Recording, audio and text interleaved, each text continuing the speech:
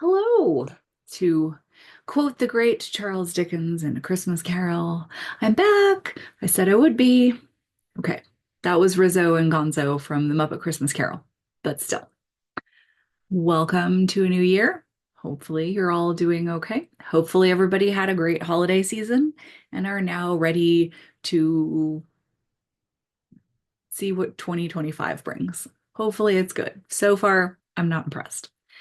Um, Obviously, what am I going to talk about first thing in the new year?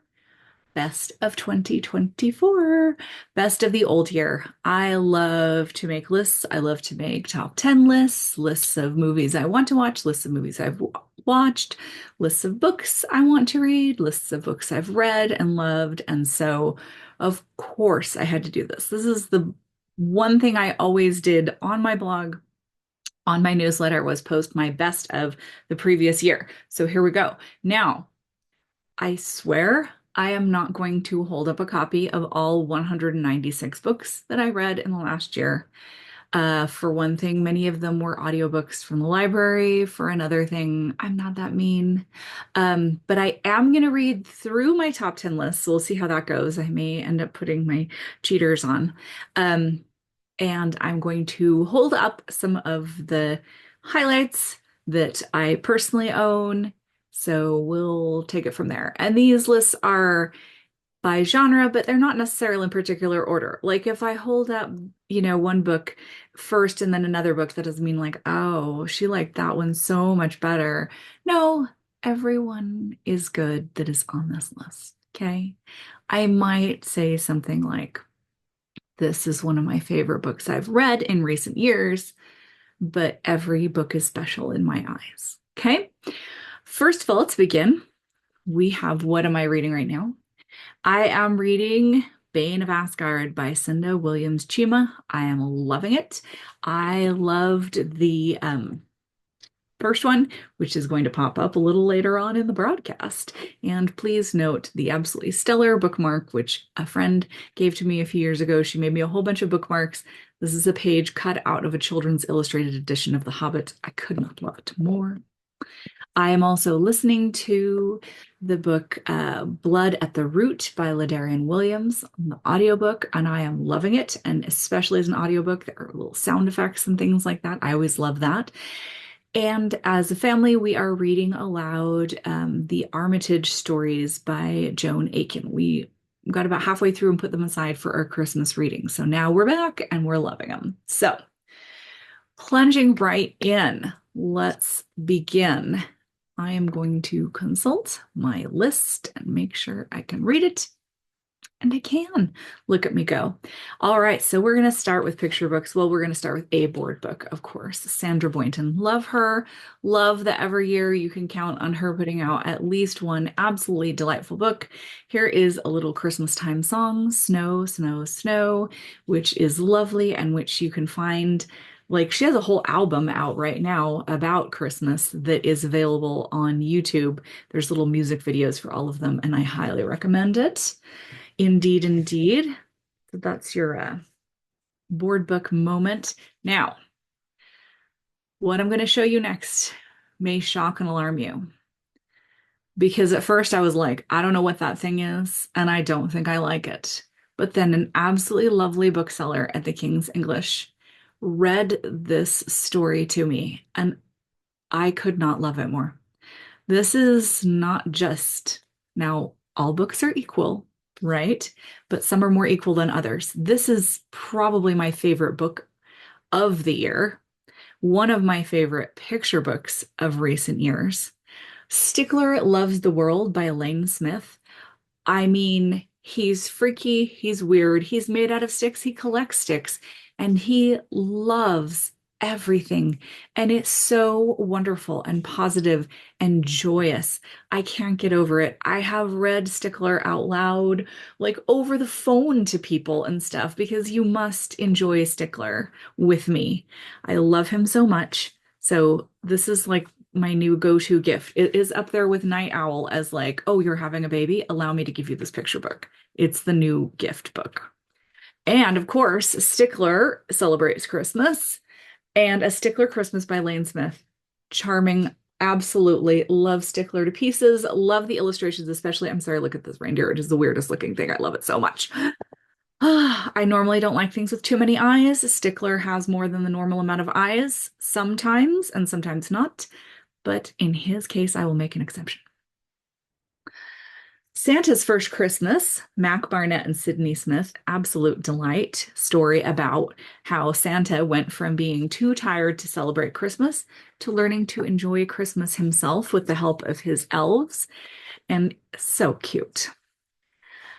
The Longest Let's Go Boy by Derek Wilder and illustrated by Katia Chien. I my precious elder dog died last year in 2023 in November, and my agent gave me this book as a Christmas present. And at first I was like, oh goodness, why? But like, oh my gosh, it's the best. It makes you cry a little bit in a good way, but it's so cute, and the illustrations are stunning. Pretty Ugly by David Sedaris and Ian Falconer, the illustrator of Olivia, who sadly left us way too soon recently. And yes, David Sedaris, the David Sedaris, if you know who that is. This picture book is hilarious and has a twist ending that just kills me. I love reading it aloud to people for the first time. I read it aloud to my one kid's class at the end of last year, and they were like, "What?" I'm like, yes, it's fabulous.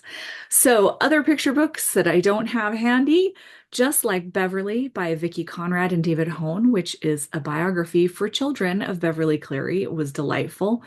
Um, My Big Dumb Invisible Dragon by Angie Lucas and Brigitte Sif, which is another book about dealing with grief, in this case, the loss of a parent, and was really wonderful. Drawn Together by Dan Santat and Min Lei. So cool. It's an award winner from a couple of years ago that I'm just getting onto. Night Owl and the Early Bird by Christopher Denise. My beloved Night Owl is back, and now he has a new friend that he has to deal with, and it's so good. Christmas Comes to Moomin Valley by Tove Jansson. You know I love those Moomins. They took one of her stories and adapted it into a Christmas story a couple years ago. It's a beautiful picture book that is also really hilarious. It makes you stop and think about like Christmas, like how you think about Christmas, how you talk about Christmas. So good. All right, moving right along. I gotta keep this moving. Sorry. We are moving on to middle grade. Middle grade books, some wonderful things this year. Not necessarily published this year. I rediscovered Flavia de Luce. I love the Flavia de Luce mysteries, and I had kind of forgotten about how much I loved Sweetness at the Bottom of the Pie. And when I realized one of them was set at Christmas, I had to have it and read it at Christmas. I am half sick of Shadows. So good, so fun. Classic Flavia. There is a murder, there is a birth, all the things you want from a Christmas story. Trapped in a country house. It's great. The Real Wish by Shamila Sayed Mendez. You are going to be so jealous of me. This book still isn't even out. It won't be out for another couple of months. But this probably, if you said to me, which of those middle grade books would you recommend for the year? I would say this one. I was lucky enough to score a copy. It is about a girl who develops severe anxiety right as her ballet career is taking off, and sort of shelves her ballet career because of that, and then discovers a love of Irish dance. And I do Irish dance, and it's such a fun, welcoming community, and she really captures that. It's partially based on something that happened to one of her own daughters. So this is really wonderful. It's just a delight. I loved everything about it. Impossible Creatures by Catherine Rendell. This book is so cool. It's so beautiful. It's illustrated with beasts, and there's a bestiary at the back, and it's such a fantastical world and an amazing story about this magical world that this boy finds a portal to, and it is really cool. We read it aloud as a family. It's kind of hard to follow as a read aloud because it's kind of longer and it takes us a long time to get through a book, but overall it was enjoyed. Everything Sad is Untrue by Daniel Nayeri. A true story. This is a Prince Award winner. Prince Awards generally tend to be for teens, and he does deal with some pretty hard stuff, but he is a little boy in this, and I really think that even younger readers could get a lot out of this. This is his autobiography about moving to America and why his family moved to America, and it is really good. Let It Glow was one of our favorites as a read aloud as well. It's a Christmas book, it's a Hanukkah book, Marissa Meyer, Joanne Levi, and so fun, sort of a parent trap type of book. I will say no more. Really great for the holidays, all kinds of holidays. The Swifts, A Dictionary of Scoundrels. Again, I'm a sucker for a pretty book with sprayed edges. We read this aloud. Beth Lincoln and illustration by Claire Powell about this really fun and different family in England. Their names are chosen by looking in the big family dictionary, not the Bible, the dictionary, and then that sort of informs their character. It has very strong Westingame vibes as well, if you love the Westingame like I do. Lois Lowry's new book, Tree Table Book, a wonderful story about two friends. One of them is a little girl, one of them is an old little girl, and dealing with just memories and the loss of memories and stuff. It's really good. I loved it so much.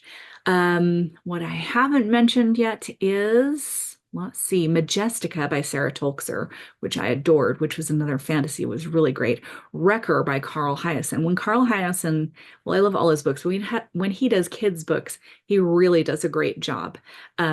Wrecker, about a kid who basically is a ship and cleans out old shipwrecks in the Florida Keys, who discovers something nefarious. Really good.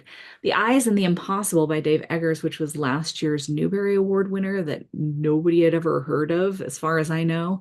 We read that aloud. It was really unusual. I'm not usually a person who likes books that are narrated by an animal because too often they get real sad real fast. But this one was really great and just sort of full of hope. It was really unusual.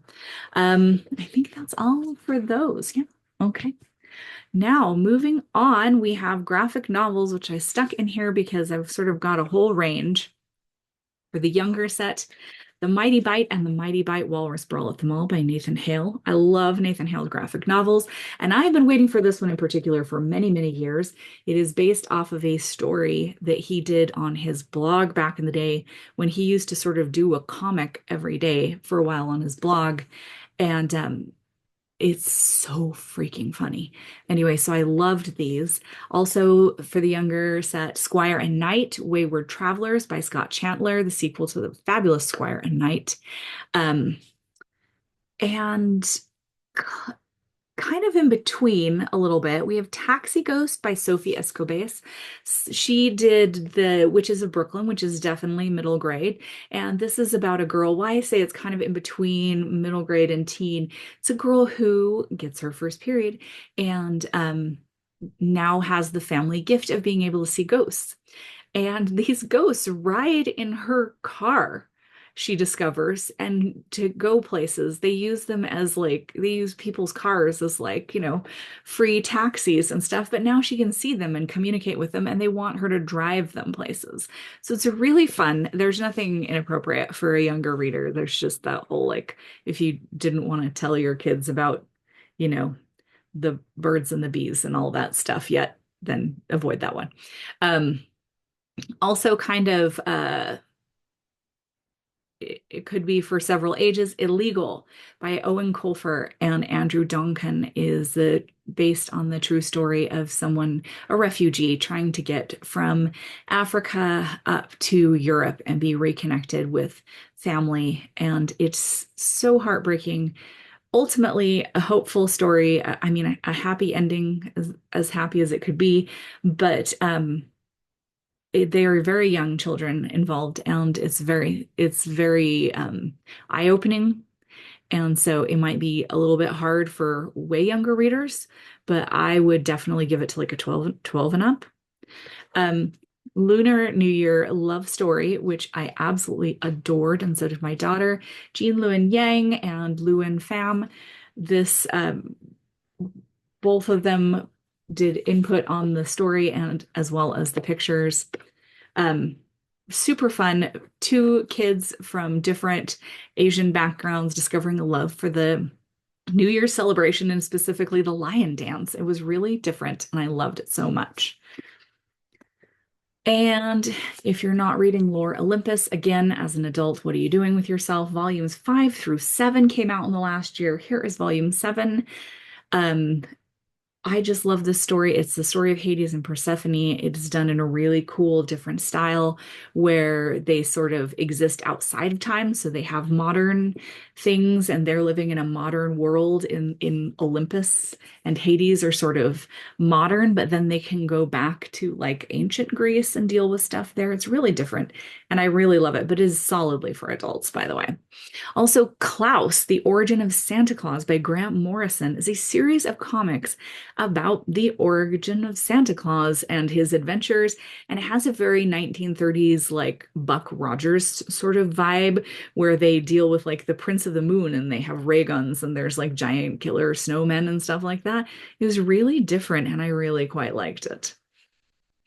All right, moving on to Young Adult Accountable by Dashka Slater. I do not have a copy of to show you, but I think everyone should read it. It is the true story of basically something that went down at a high school where they discovered that there was a secret Instagram that was being contributed to by a bunch of kids at the high school, totally racist, calling their team members, their classmates, even their boyfriends and girlfriends, totally racist things that like this group of white boys had started this, and the school handled it so badly and everything that went down. And it's basically interviews with everyone who was actually there and updates on what they're doing now and all this stuff. It was so good, and I really feel like parents, educators, and teens should read Accountable by Dashka Slater. Um, The Merciful Crow by Margaret Owen, a little bit lighter note, really good. I really liked it, and I have The Faithless Hawk up next that I need to read. It's these books have been out a couple of years, but I'm new to them, and I just really liked it. My sister recommended it to me. Percy Jackson and the Olympians, The Senior Year Adventures, which I'm loving, Wrath of the Triple Goddess by Rick Riordan.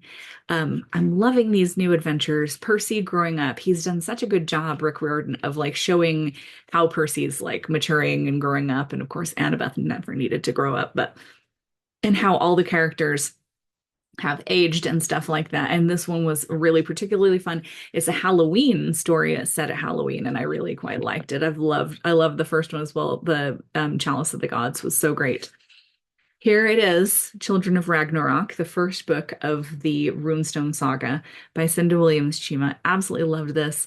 There are numerous pictures of me sitting on a beautiful beach, just nose down into this book, reading it on vacation this year. I could not put it down. It was so good.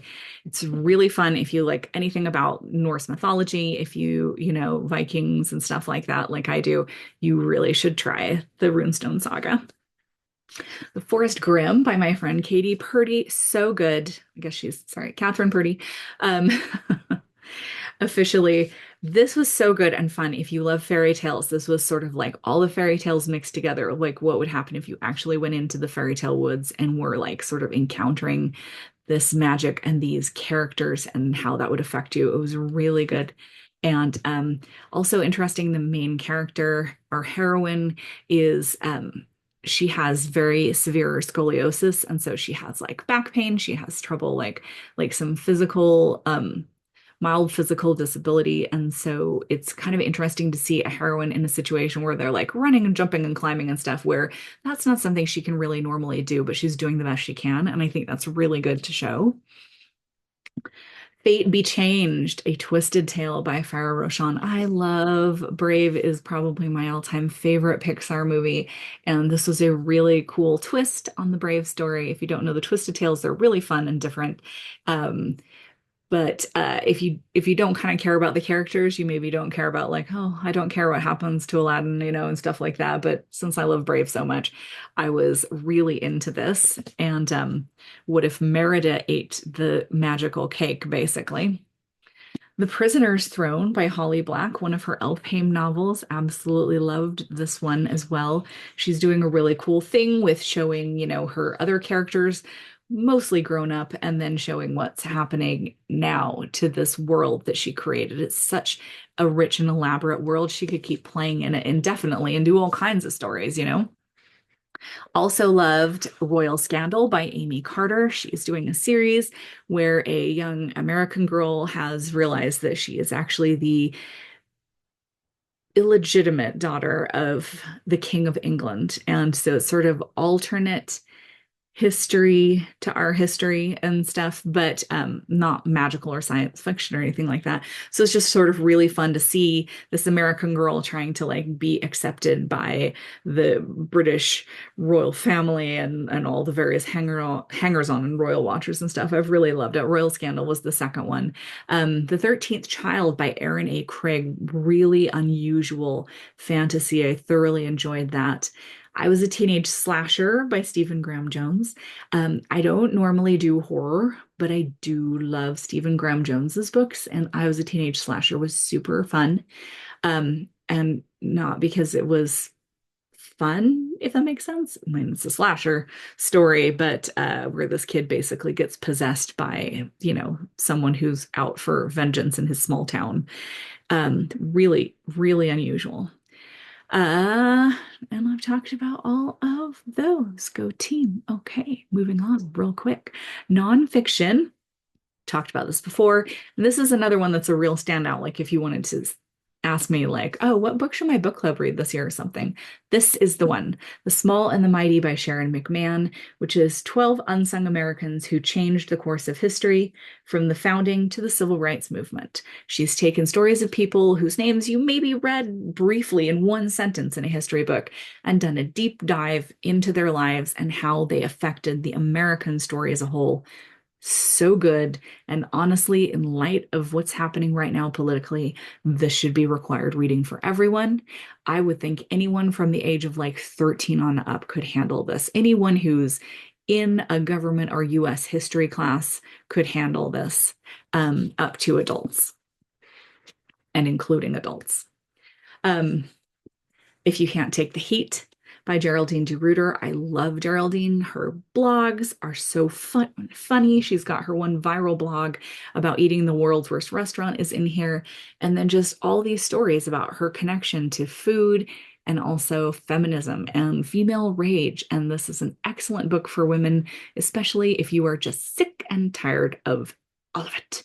So I love her so much. She's so funny, but I mean, I cried and laughed at some of these at the same time. What in the World by Leanne Morgan. If you know Leanne Morgan, she is a hilarious comic. If you don't know her, she's a hilarious comic from Tennessee. She talks about just what it's like being a stay-at-home mom and just everything in her life.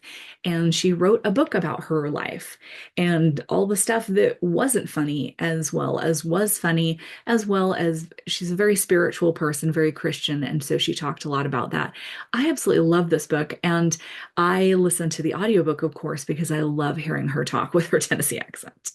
Um, The Danish Secret to Happy Kids by Helen Russell, a book I wish I had known about several years ago, but it's not too late for my children. But The Viking Way of Raising Children to Make Them Happier, Healthier, and More Independent. Helen Russell is a wonderful writer I just adore. She and her husband moved from England to Denmark several years ago, and she has been writing about the experience ever since. All of her children have been born in Denmark and raised there, and just contrasting the way things happen in the Nordic countries versus like in England or America from her, feedback from her American friends was super fascinating and kind of changed how I talked to my children about stuff. Write Fearless, Edit Smart, Get Published by Lisa Mangum. Lisa Mangum is a very well received young adult author, as well as being an absolute powerhouse editor and publisher. She is the genius behind the Shadow Mountain books, like Janitors and Fablehaven. That was her brainchild, was to do that publishing imprint and stuff like that. And she has written a book that just came out about Write Fearless, Edit Smart, Get Published. And it's just like a how-to guide for writing, editing, and getting published. And it was so good and informative. Again, another book that I'm like, where was this 20 years ago when I needed it? A Fever in the Heartland by Timothy Egan, recommended by Sharon McMahon, actually, is a book about the rise of the Ku Klux Klan in the American Midwest around the era of the Depression and how it affected our government and continues to affect our government today. And just also a heartbreaking story of one woman who tried to sort of take them down and what happened to her. The Rise and Fall of the Dinosaurs by Steve Brusatte. A wonderful book I read along with my 12-year-old who is all in to dinosaurs and not just like, oh, dinosaurs roar, but like very specific and scientifically based information on the dinosaurs. And this was a really fun look at the rise and fall of the dinosaurs. Like, who were the first dinosaurs and who were the last and what really did happen to them and things like that. So good. Steve Brusatte is a very gung-ho, almost cheesy kind of dino nerd, and he freely admits it. And his book was just a wonderful read. Made in America by Bill Bryson is about the history of American slang, essentially. It was so interesting. I loved that so much. And it starts with the colonists and goes all the way up to when he wrote it in the 1980s and talks about all the common phrases that we have and where they came from and place names in America, which ones are, from England and which ones are from Spain and which ones are actually from the Native Americans and things like that. It was very fascinating. The Pioneers by David McCullough, an interesting look at really the first pioneers, the first people to actually go out of the 13 original colonies and try to settle. And The Wager by David Grann, which is the story of a shipwreck and mutiny that was ultra fascinating. Just people survived that were not supposed to have survived. And the next thing you know, everybody's on trial trying to figure out what happened. It was really interesting. Cookbooks. I love to cook. My husband makes dinner most nights, but I love to look in cookbooks and I love to figure out what we're going to eat. And I mostly love to bake, but I actually collect cookbooks. I've got Harry Potter, Star Wars, Disney parks, like every kind of cookbook. People give me cookbooks and I love them. So these were some ones that we got this year that have really, like, we've used the recipes and they are great. Does This Taste Funny by Stephen Colbert and Evie McGee Colbert.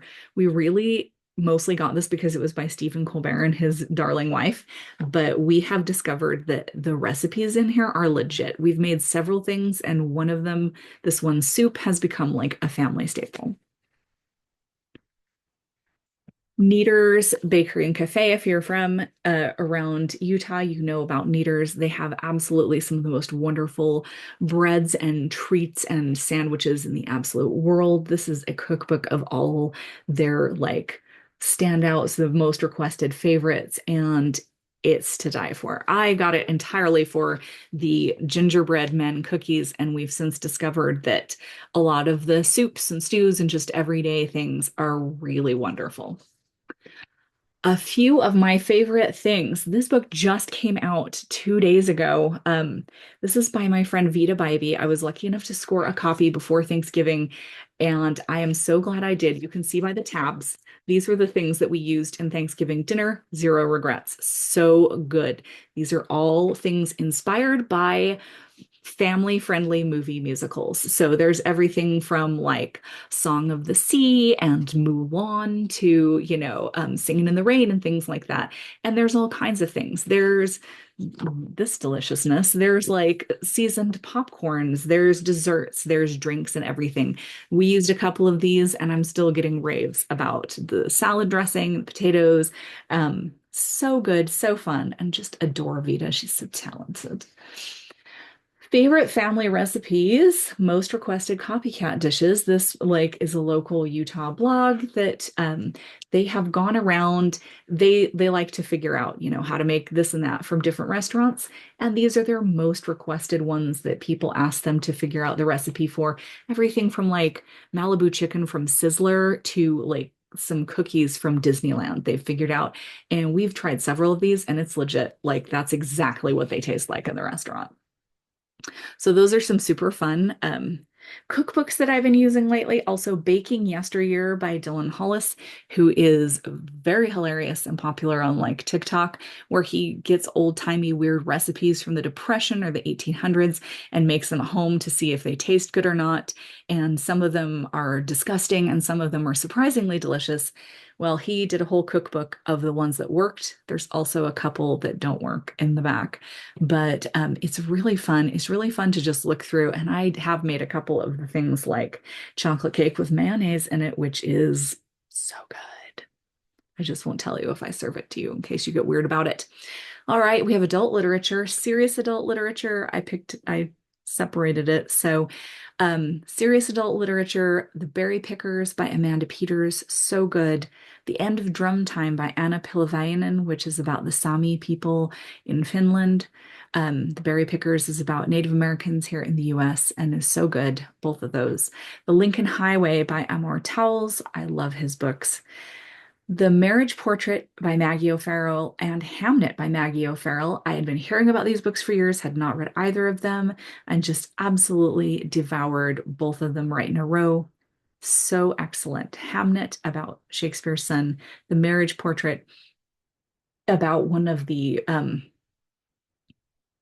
de Medici daughters who was probably murdered by her husband way back in the day. It was so good. The Paper Daughters of Chinatown by Heather B. Moore is the true story of Donaldina Cameron, a woman who worked in Chinatown with the Chinese people and basically adopted dozens upon dozens of girls and women who had been brought over to America under false pretenses. And a really wonderful book about, and a true, mostly true. She's, had to fictionalize some things. So good. Lula Dean's Little Library of Banned Books by Kirsten Miller. Absolutely loved, while it enraged me at the same time. Basically about a town that one woman gets up in front of everybody and bans practically every book in the library and the fallout that ensues from that. And it is really interesting. It's kind of a fun, there's kind of a fun twist to the premise in there, but also made me super mad because it's pretty much ripped from the headlines. And I think a lot of people should read that book who probably never will. The Book of Lost Friends by Lisa Wingate. Very, very interesting historical fiction.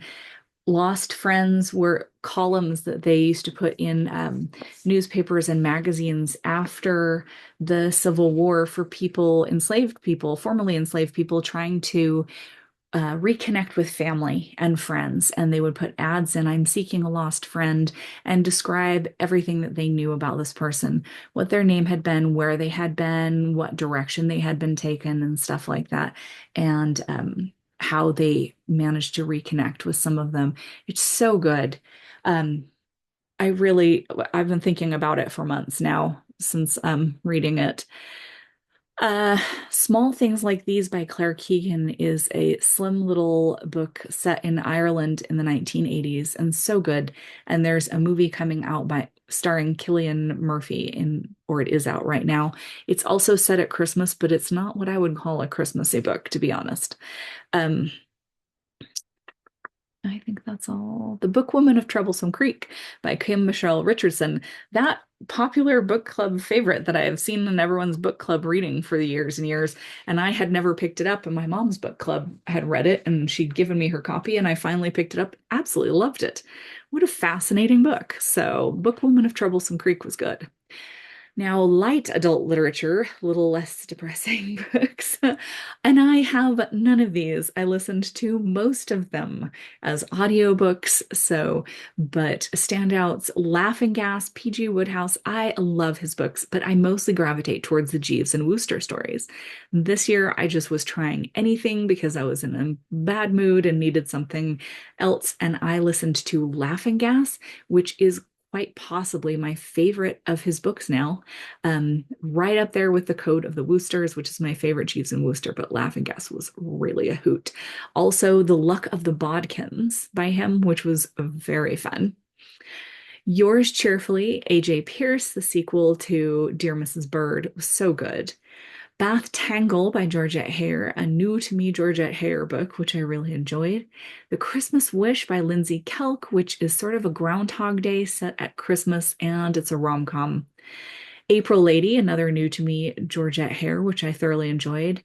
Funny Story by Emily Henry. I have now read, I think, all of Emily Henry's books that are out so far, and I'm really loving them. They're a little bit spicy, but they're fun.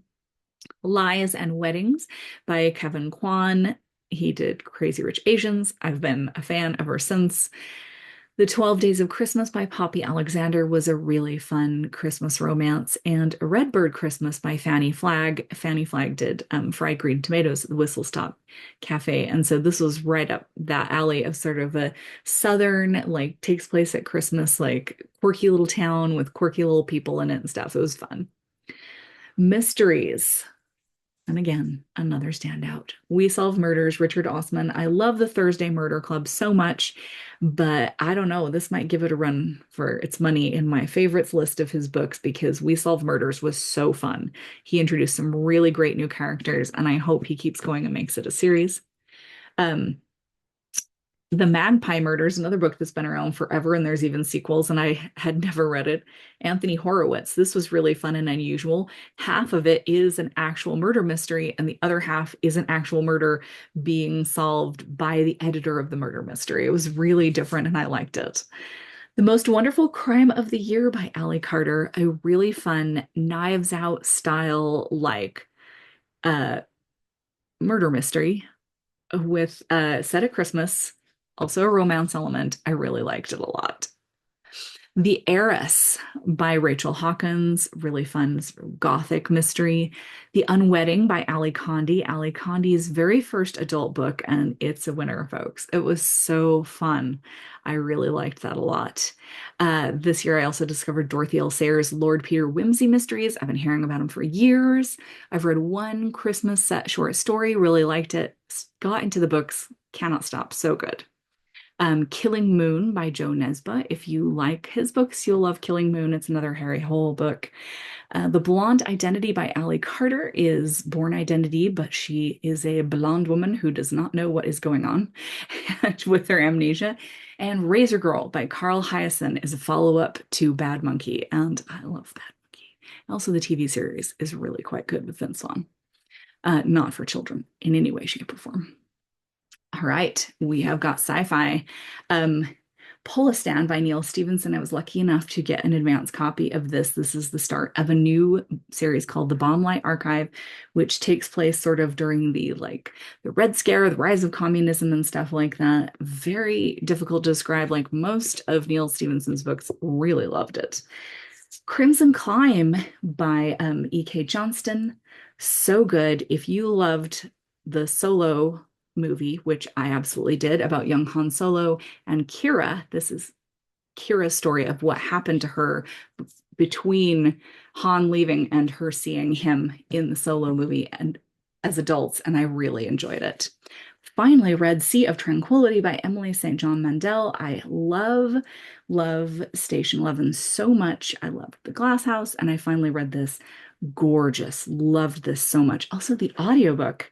I read it with the audiobook as well, and the audiobook has different voices for the different characters, like different cast, and was really well done. I read pretty much all of the Murderbot Diaries by Martha Wells this year, and Two Thumbs Way Up, highly recommend if you like fun sci-fi. The Ministry of Time by Callie-Ann Bradley, which is a really unusual time travel novel, also sort of a romance, and I liked it a lot. But I didn't do a whole ton of sci-fi this year, so that was pretty much it. Now, fantasy, you've seen it before, you're seeing it again. The Spell Shop by Sarah Beth Durst, cannot recommend highly enough. Also, it's a beautiful book, and there's a second one, not a straight up sequel, but just set in the same world, comes out very soon, and I'm super jazzed about that. Well, comes out in a few months, but anyway, love that so much.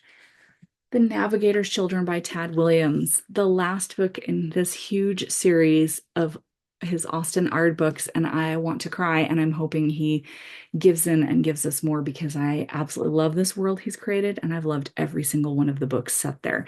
There was also a prequel book that I read this year, Brothers of the Wind, which was equally good. If you are into Chad Williams' Austin Ard series, you have to read Brothers of the Wind because it is the earliest prequel of all prequels. This is the year when I discovered I'm Afraid You've Got Dragons by Peter S. Beagle. I'm a huge fan of The Last Unicorn.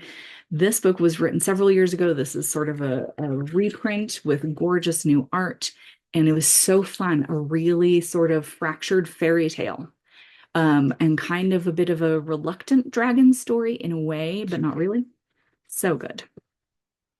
This is the year I discovered Emily Wilde as well. Emily Wilde's Encyclopedia of Fairies and Emily Wilde's Map of the Other Lands by Heather Fawcett.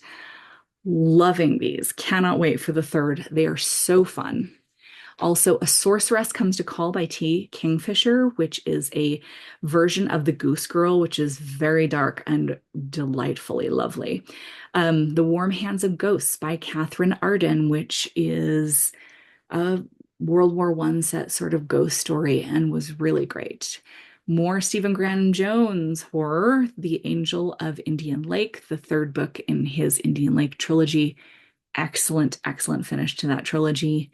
I finished off Marie Brennan's wonderful Memoirs of Lady Trent this year in the Labyrinth of Drakes within the Sanctuary of Wings. The Scandalous Confessions of Lydia Bennet Witch by Melinda Taub. I do not go in for sequels to Jane Austen. I don't like things like that.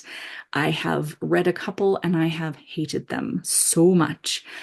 The Scandalous Confessions of Lydia Bennet Witch was fantastic, though. I can't even remember why I picked it up, but because I don't like that kind of thing. But it is Lydia's side of the story, and she is a witch, and their one aunt is the leader of their coven, and there is all this. This is sort of like, Dear Lizzie, here is what was actually going on during Pride and Prejudice. I was dying. It was so good. And now bringing us home, we've got Empire of the Dam by Jerry Kristoff. I cannot put enough R ratings on these books. They are the absolute maximum of what I can handle, violence-wise, everything-wise, and they are illustrated. So you might flip a page and your kid is glancing over your shoulder and they will see something horrifying. However, I cannot get enough of these. I absolutely love them so much. I cannot look away. They are super freaky weird, and I am obsessed. So Empire of the Damned, if you can stomach it, is the sequel to Empire of the Vampire. So good. Special mentions, we have The Wood at Midwinter, which was a novella by the talented Susanna Clarke. I absolutely love this. Fully illustrated, basically a short story or novella set in the world of Jonathan Strange and Mr. Norrell. So good. Books that I'm not sure what to do with, like The Frame Up by Gwenda Bond, which is a rom-com heist story with magic, sort of Ocean's 11 if they had magic powers. A novel love story by Ashley Poston. I have loved Ashley's last couple of books, these rom-coms. I've loved all of Ashley's books actually, but a novel love story where someone basically goes into the world of her favorite series of books and finds love there. So good. But where do you put that? Is it fantasy? Is it romance? Does anyone know? Does anyone care? And also A Sudden Wild Magic by Diana Wynne Jones. That's right. I managed to bring in Diana Wynne Jones. A Sudden Wild Magic is her one adult book. It has been out of print for years. It is science fiction and fantasy. And I found a copy this year and devoured it. And oh my gosh, it is classic Diana Wynne Jones. If you've liked anything of hers, you will see like how she, it's just her style to a T, and it is very much for adults, and it's so cute, honestly. Like, I'm sure it was very edgy for the time, and especially considering what other stuff she'd written, but honestly, now it just seems real cute, real quaint. Like some of the stuff that was edgy back then is not going to be edgy now. And that's it. Those are my recommendations for the year. Ooh. So have fun with that. I'm going to be reading a lot of weird stuff in the coming year. I'm assuming. because I am a judge for the World Fantasy Award this year, and I am already getting flooded with nominees in all kinds of categories. All of them are fantasy, but some of them are things I don't normally look for, like anthologies of short stories and things, and magazines and things like that. And so, who knows what next year is going to look like? Who knows what my book videos are going to look like in the next little while? Going to be a wild ride. So, keep tuning in to see if I am back and keeping my head above water with the reading I need to do. So,